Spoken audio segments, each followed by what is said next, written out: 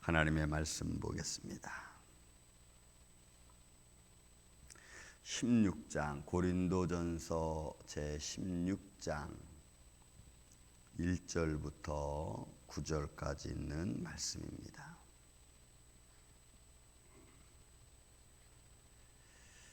고린도전서 제16장 1절부터 9절까지 있는 말씀 교독하겠습니다.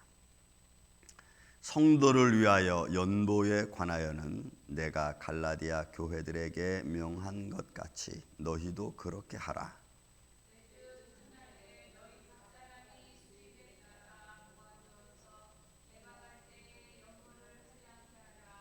내가 이를 때에 너희가 인정한 사람에게 편지를 주어 너희의 은혜를 예루살렘으로 가지고 가게 하리니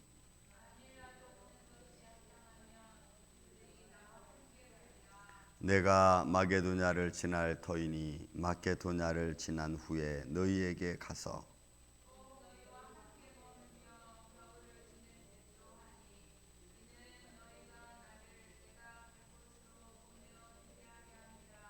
이제는 지나는 길에 너희 보기를 원하지 아니하노니 이는 만일 주께서 허락하시면 얼마 동안 너희와 함께 머물기를 바람이라.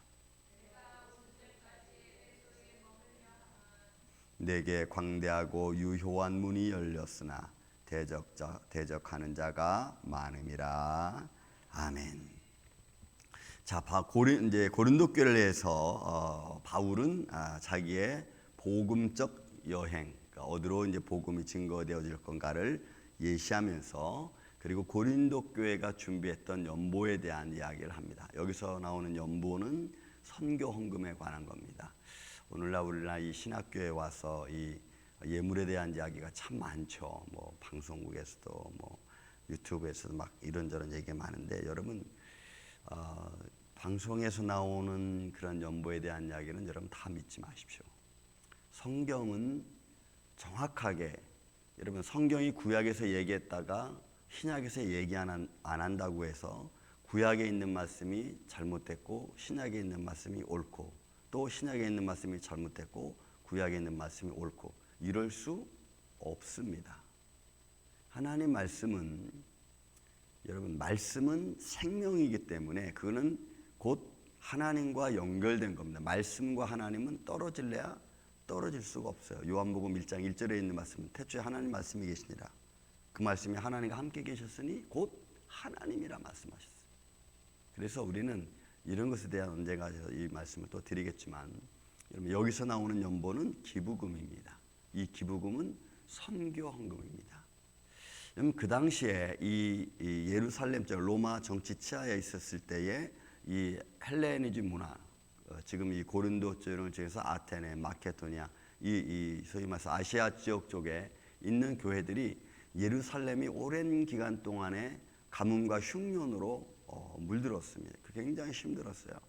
그래서 고린도 교회, 마케도니아 교회 몇몇 교회들이 기부금을 모아서 성경을 모아서 선교 헌금을 전달해주는 그리고 또 당시에 여기에 교회들은 또 바울과 그의 복음 전도자들의 일행이 다니면서 쓸 수 있도록 기부금을 그들에게 주는 그런 모습이었습니다. 그런 모습으로 되어진 여기서 나오는 여기서 연보라는 말은 여기서 로키아라는 말로 기부금을 말하는 겁니다. 그러니까 우리가 한 앞에 드려지는 구약적 의미에서의 어떤 예물 이런 의미보다는 여기서는 선교 헌금, 그냥 기부금 이런 것을 의미하는 것으로 여러분들이 보셔야 됩니다. 자, 성도를 위하여 연보에 관하여는 내가 갈라디아 교회들에게 명한 것 같이. 그러니까 아시아에 있는 교회들이 그런 복음의 본토 지역이었던 예루살렘과 그 지역의 심한 가뭄과 흉년 때문에 어려웠어요. 그 어려운 그 지역에 있는 많은 성도들을 돕기 위해서 여러분 이 당시의 교회는 오늘날처럼 대형 교회가 아닙니다. 이 당시의 교회는 가정교회입니다. 사도행전에 나와 있는 교회들이 가정교회죠. 그래서 많이 모여야 10명, 또 조금 더 큰데 모이면 한 20명.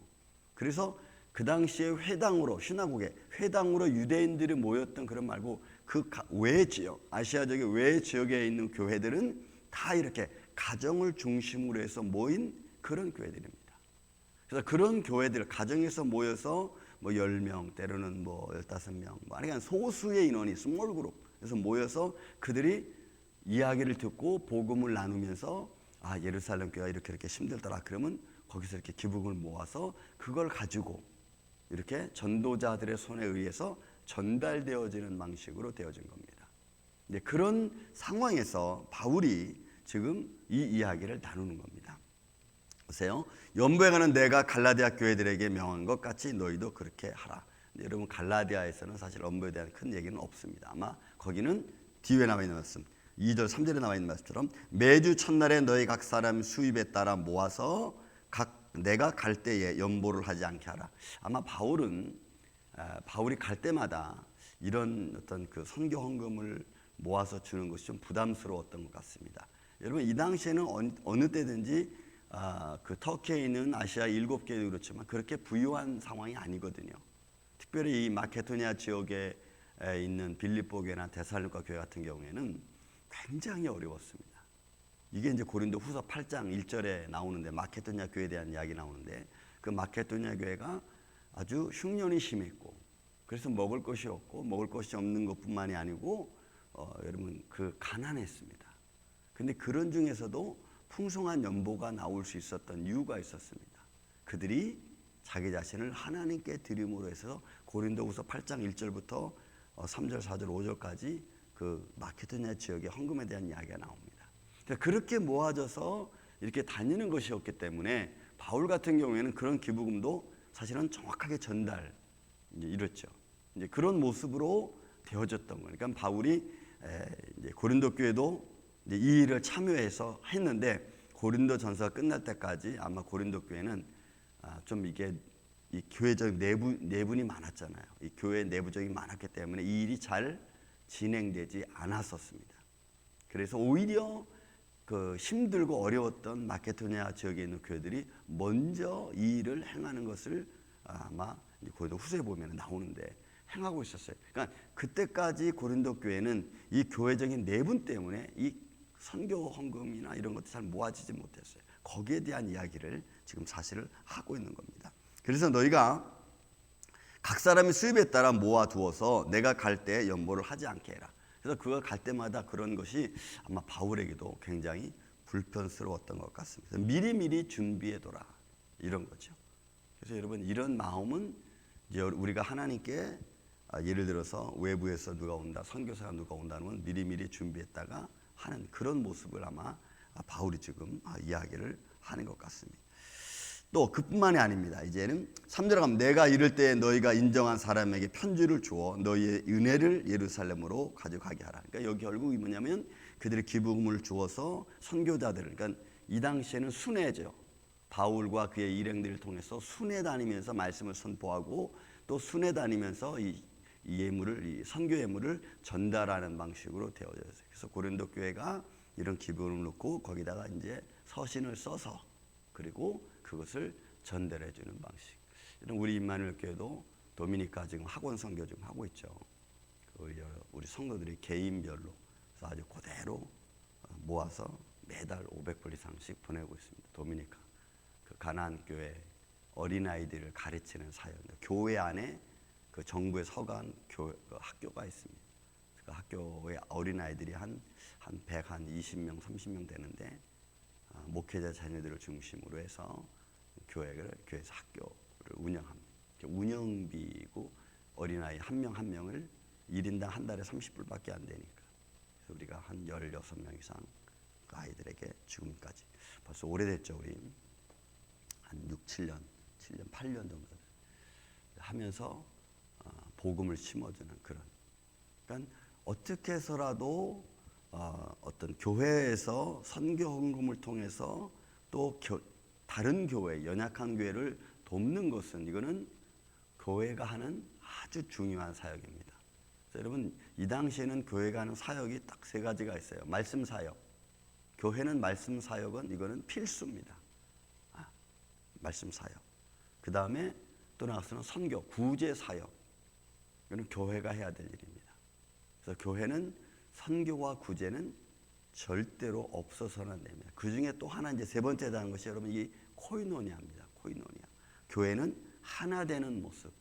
그리고 성도가 서로 위로하고 그 안에서 섬기고 그 안에서 얼굴과 얼굴을 맞대어 서로 위로하고, 그래서 이 세 가지는 교회의 필수 사역입니다.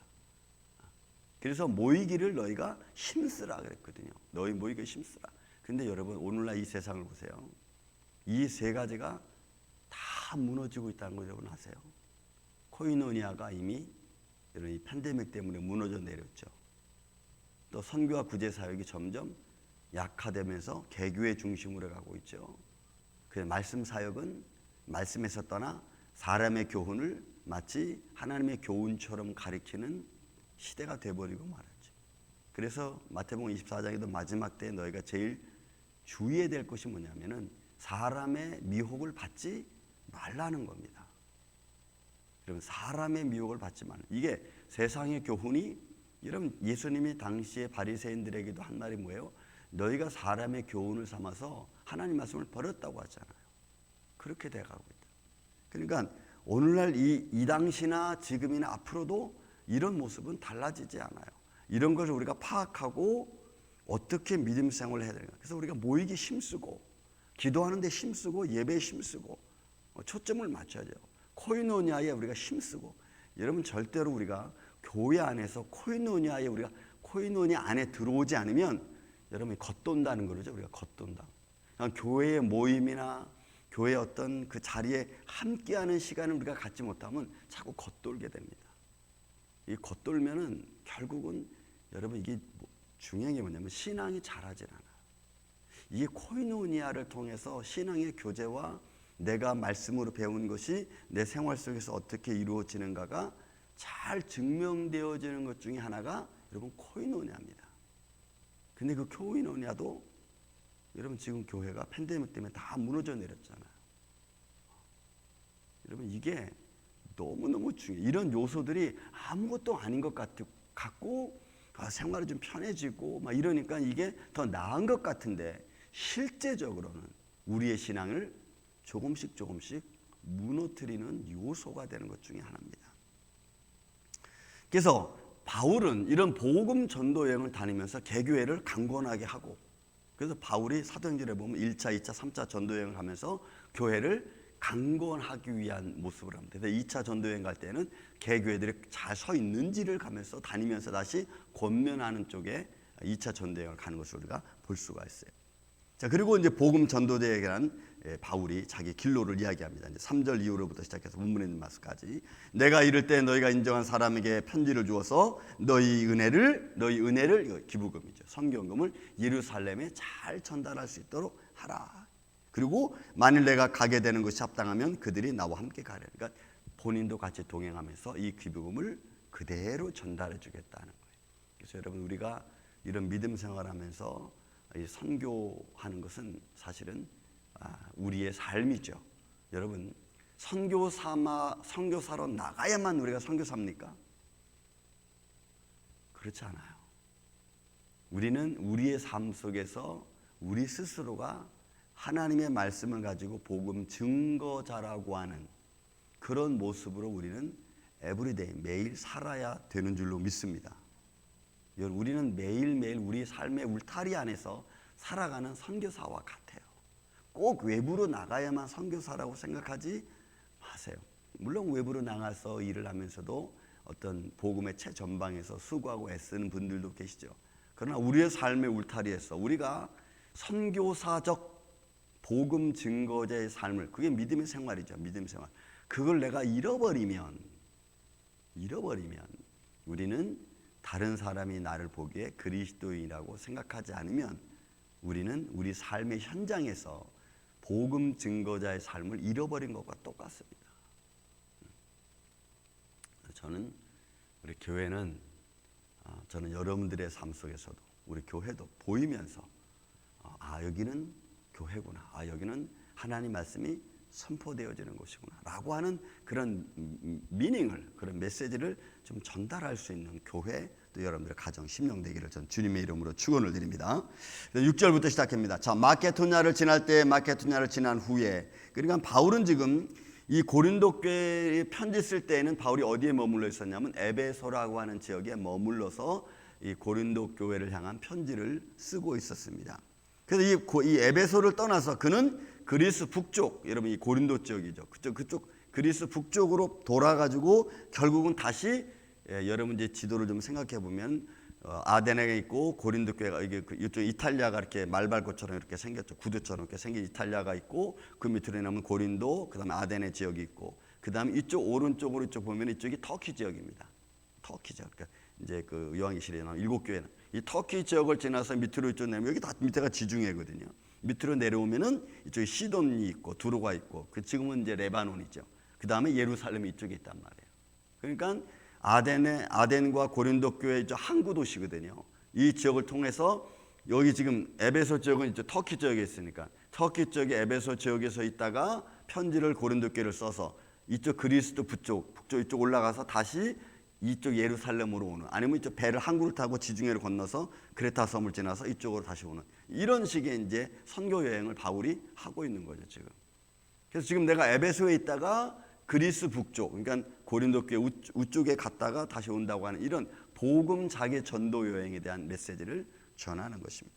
그러다가 여기 본문에 있는 말씀 7절에 보니까 이제는 지나는 길에 너희 보기를 원하지 아니하노니, 원하지 않았어요. 왜냐하면 첫 번째 바울이 고린도 교회를 방문했습니다. 방문했는데 좀 문제가 많았어요. 왜냐하면 바울이 여러분 사람을 1대1로 대할 때는 너무너무 정말로 은혜롭고 풍부하고 사랑이 풍성하고 모든 사람들을 잘 포용해주는 이런 모습을 가지고 있었어요. 그런데 하나님의 말씀을 편지로 써서 뭐 마케도니아 지역에, 고린도 지역에, 뭐 빌립보 지역에 이런 식으로 말씀을 써서 전할 때는 굉장히 냉철했어요. 굉장히 냉철했어요. 그래서 바울 자기 스스로가 뭐라고 말하냐면 나는 말하기를 좀 졸하다. 그러나 지식에는 그렇지 않다 할 정도로. 그러니까 사람과 사람을 만날 때는 막 사람을 보면서 맹렬히 비판하는 쪽이 아니고 다 포용해주고 사랑해주고 위로해주는 쪽에 어떤 인간적인 개인적인 모습은 그런 건 보였는데, 글을 써서 복음을 세워야 되고 또 이단자들을 복음으로 막아야 되는 상황에 있어서는 굉장한 냉철했어요. 그래서 여러분 바울 서신 여기 13편이 굉장히 복음의 핵심적인 말씀 아니에요. 더욱이 로마서 같은 경우에는 뭐 기독교 핵심을 잡고 있으니까 그런 식으로 냉정했어요. 그러다 보니까 여러분 고린도 교회가 이제 고린도 후서 가면 이제 바울을 좀 오해하는 게 많아요. 겉으로 보는 것과 이렇게 만나서 보는 것과 편지를 써서 이게 받는 바울의 모습이 너무나 상반된 모습으로 보이는 거예요. 이런 모습이 있어요. 그래서 고린도 교회 성도들이 좀 오해를 했어요.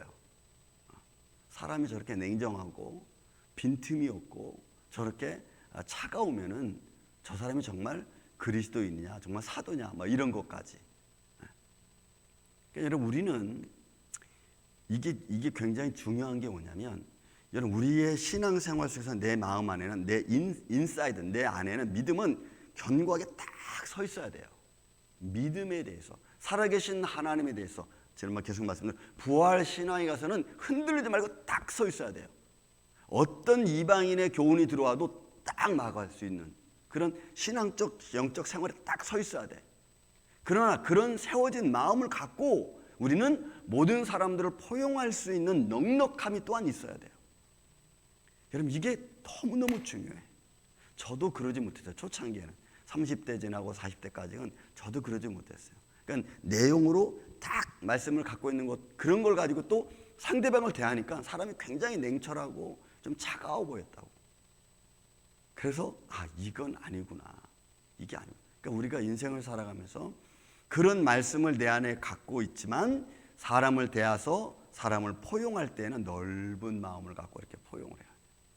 그 넓은 마음을 갖고 포용하면서 하나씩 하나씩 이렇게 바꾸어가는 부드러움이 있어야 되는데 내 속도 아주 날카롭고 외부적인 것도 날카롭고 막 이러면은 사람이 차가워 보이는. 여러분 그러지 마시고 그런 견고한 마음이 내 안에 있으면 그 견고한 마음이 내 삶으로 표현될 때는 부드러움으로 표현돼야 돼. 그래서 다 포용하고 사랑하고.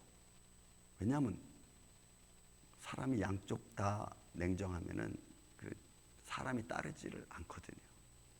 그래서 여러분 부드러움으로. 바울이 이제 그런 모습을 가진 사람 중에 한 사람. 그래서 바울이 뭐라 그래요? 유대인에게는 유대인처럼, 헬라인에게는 헬라인처럼, 연약한 자에게는 연약한 모습으로. 여러분 이렇게 보이잖아요.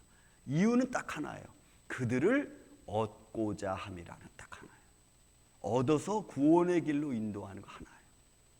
그래서 여러분 우리는 이런 믿음의 마음이 너무너무 중요하다. 여러분 오늘 이 아침에 저와 여러분이 이런 믿음의 마음을 갖고 마음에는 견고하게 그리고 삶은 풍성하게 이런 모습으로 복음 증거자로의 삶을 오늘도 여러분에서 풍성한 열매로 맺어지는 복된 하루 되시기를 예수님의 이름으로 축원을 드립니다.